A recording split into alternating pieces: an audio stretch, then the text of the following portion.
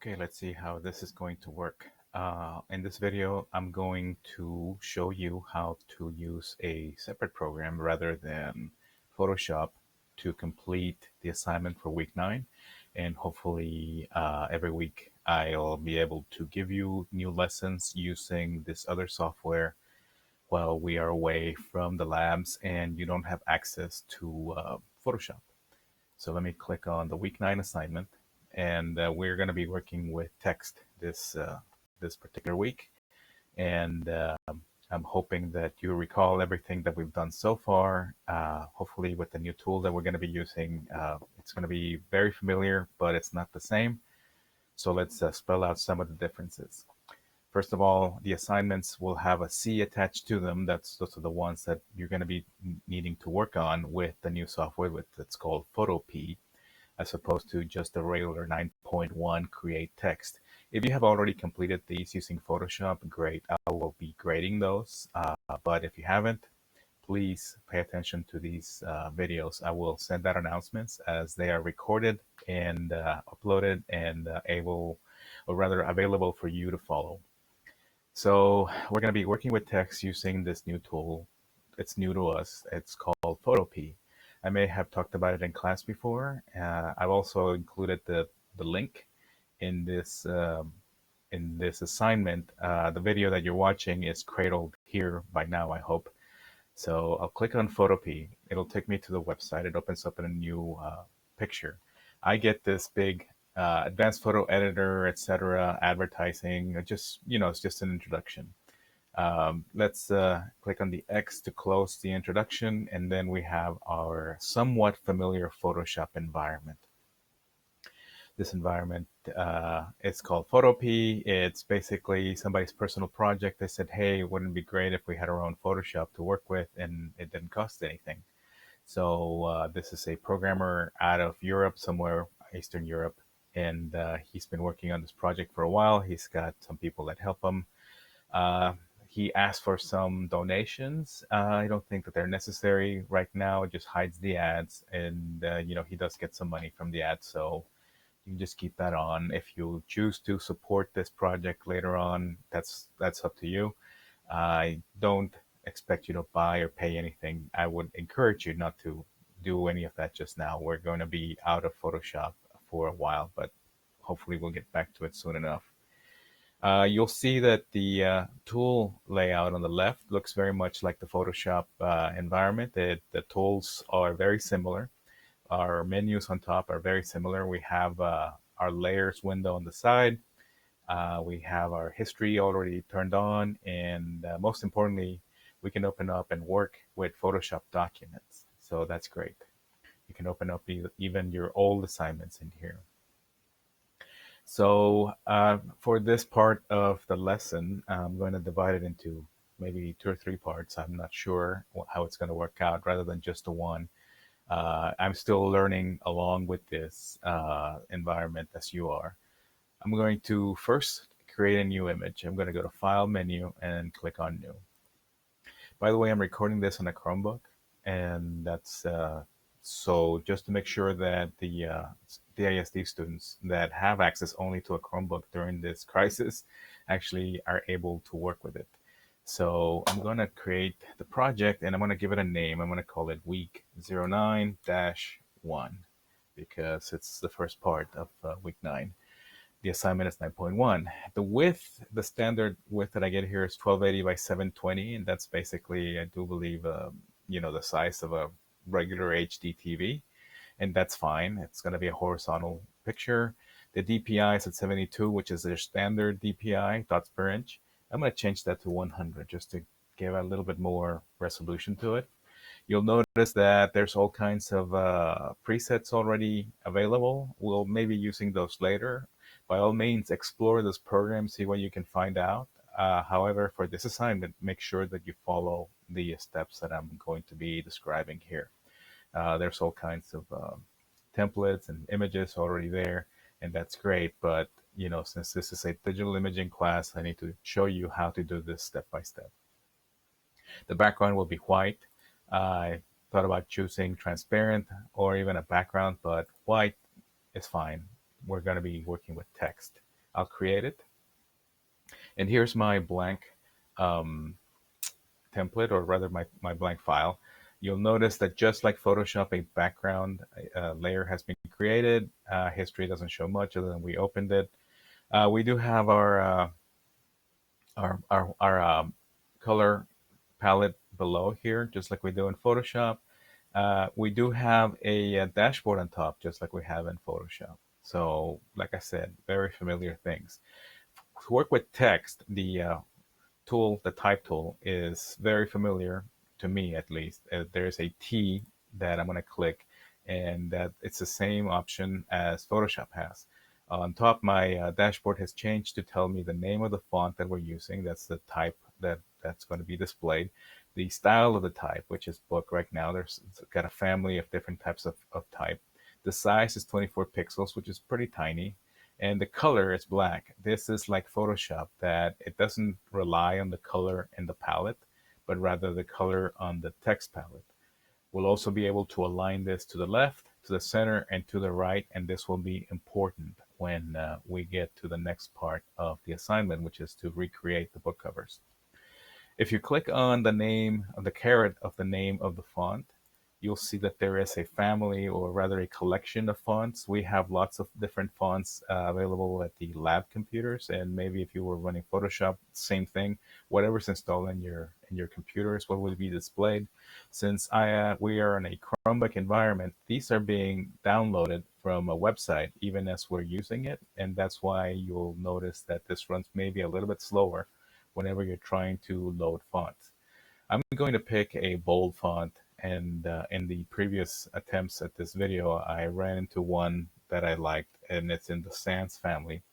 There is a introduction to fonts in the lessons, and I'll be sure to give you a link somewhere in the assignment so that you can go and look at it, so that you know what sans serif, etc. Serif means as far as fonts are concerned. I'm going to scroll down, and all of these, if you notice, because I filter sans, they all have the word sans in them. And it's Peace sans that I use. I like this one just because it's going to be easy on the eye, easy to read. Once it's selected, it's loaded. I'll double click on, or rather click on load again. No, I will not click on load again. I'll just keep on working. Let me scroll this up a little bit. I got P-Sans selected. I'm going to click on the T just to make sure that I have the text. And just like Photoshop, whenever you click somewhere, I'm leaning toward the top left.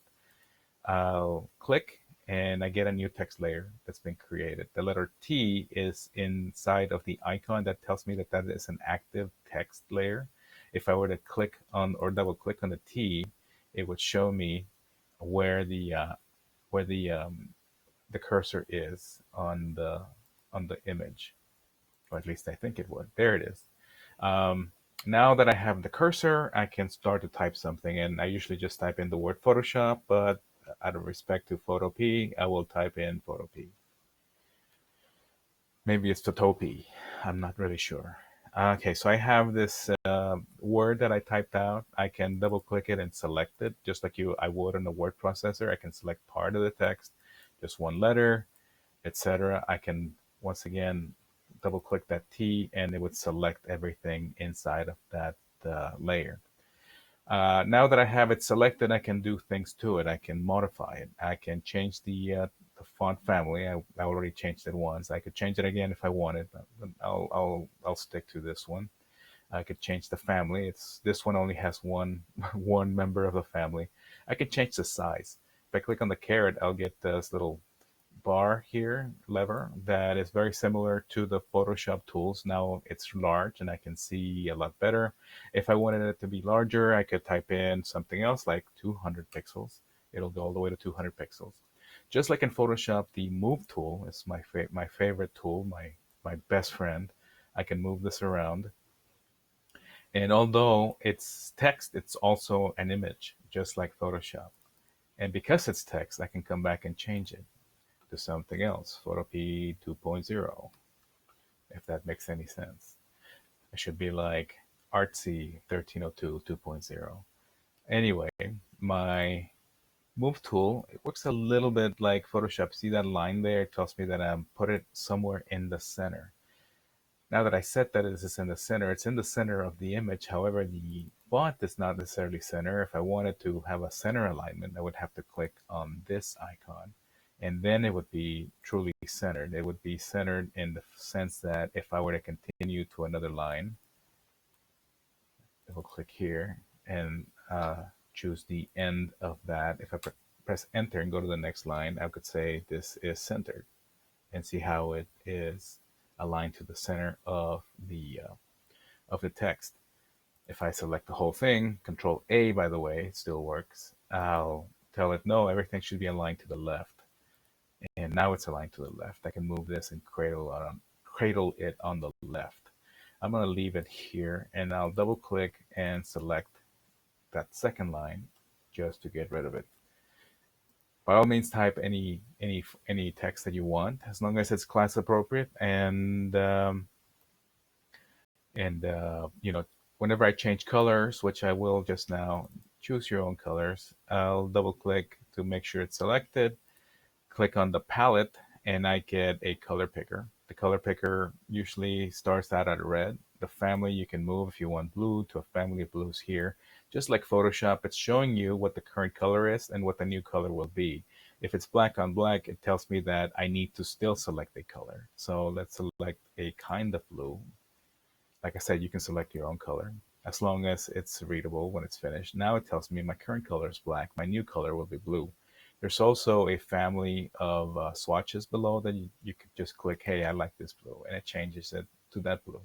It tells me that it's 100% blue, 255 on the blue register here, and the hex is RGB, FF being the maximum for blue.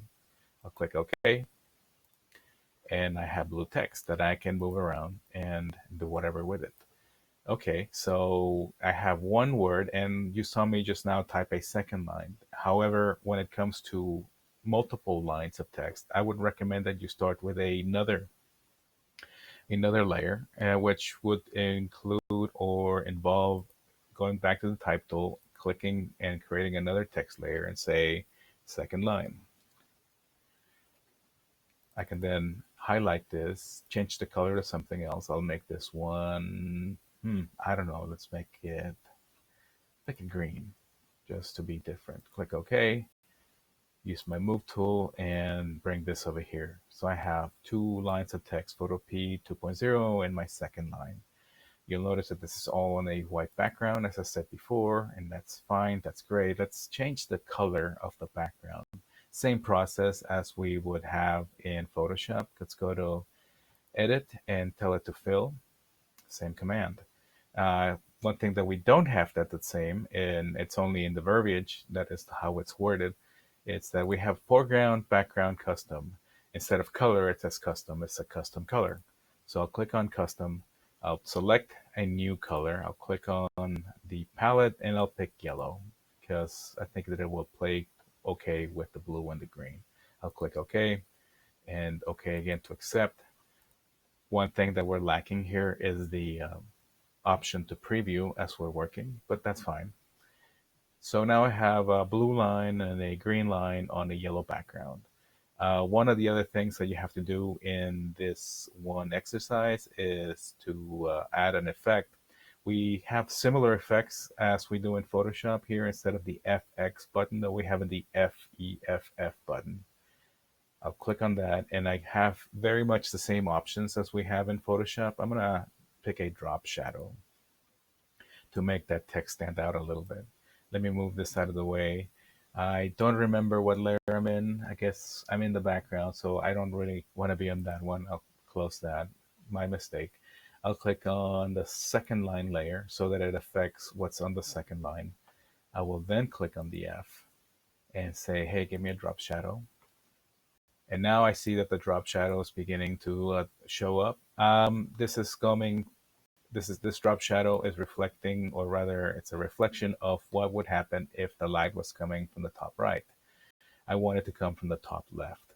I'm going to change the angle from 30 to 135, and I think that the distance is okay.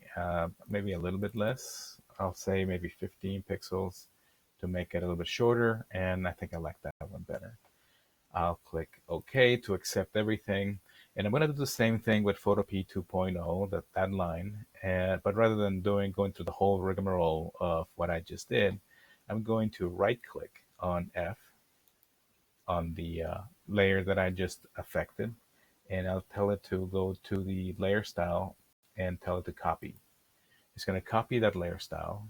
I'll go to the Photoshop 2.0, which is the top line, right click on that one and tell it layer style paste. So it's got the same effect as it's got in the bottom.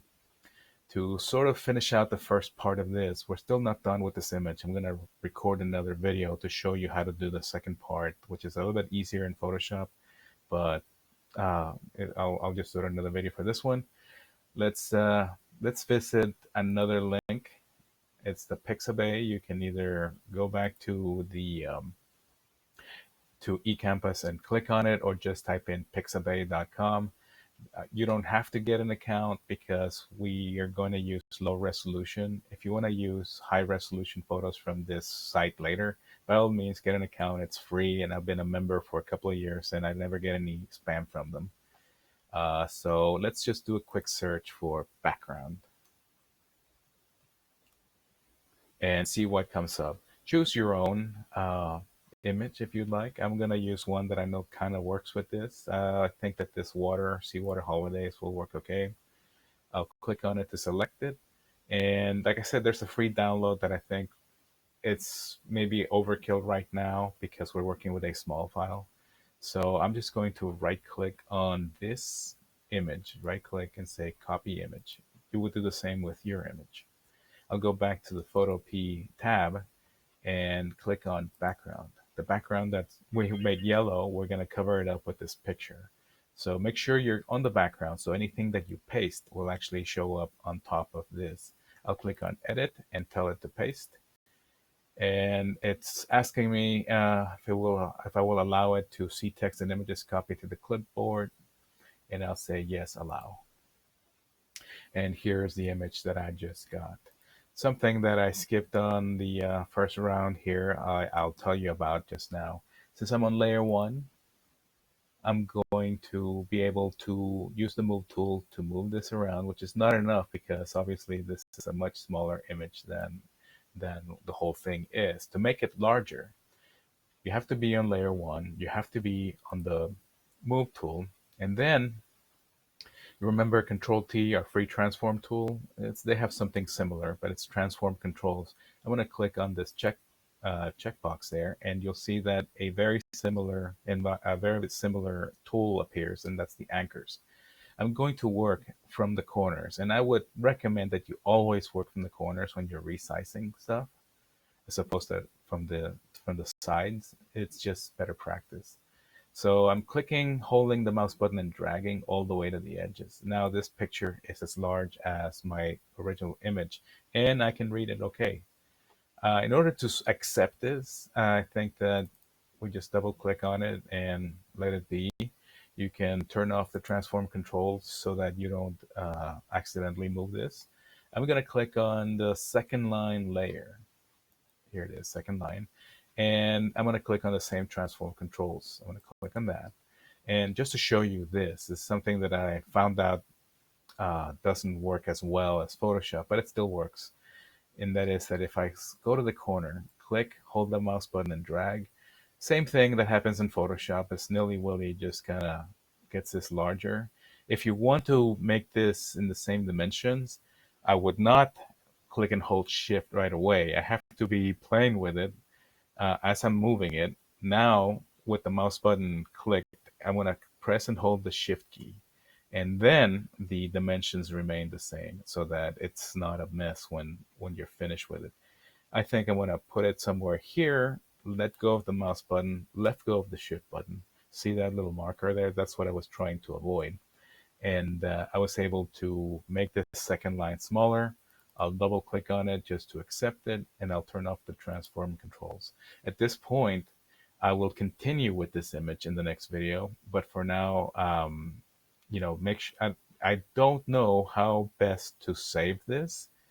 All I know is that I can save it to my Google Drive, but I'll do that in the next video when we return.